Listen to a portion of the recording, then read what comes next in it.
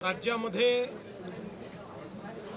जी अतिवृष्टी आणि महापूर आला त्यानंतर राज्य सरकारच्या वतीनं जे रिलीफ पॅकेज घोषित करण्यात आलं होतं त्याचा आज आढावा मंत्रिमंडळाच्या बैठकीमध्ये आम्ही घेतला। आतापर्यंत या अंतर्गत 8,000 कोटी रुपये हे रिलीज झालेले आहेत। जवळपास 40 लाख शेतकऱ्यांच्या खात्यांमध्ये पैसे पोचलेले आहेत।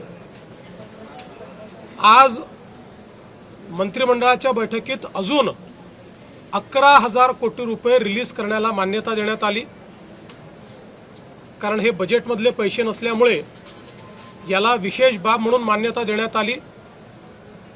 आता हेही पैसे पुढच्या 15 दिवसांमध्ये शेतकऱ्यांच्या खात्यापर्यंत पोहोचवण्याचे आदेश आम्ही दिलेले आहेत।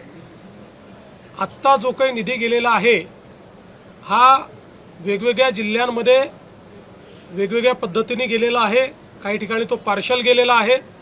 याचं कारण आम्ही एक निर्णय घेतला होता की जशा याद्या येतील तशी मान्यता द्यायची, सगळ्या याद्यांकरता थांबायचं नाही।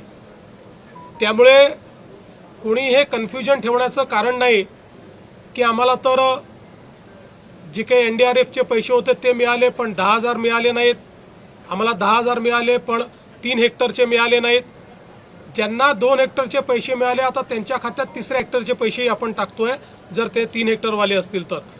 आता isakal.com आहे देशातील नंबर 1 ची मराठी न्यूज वेबसाईट। प्रत्येक अपडेटसाठी isakal.com ला नक्की भेट द्या।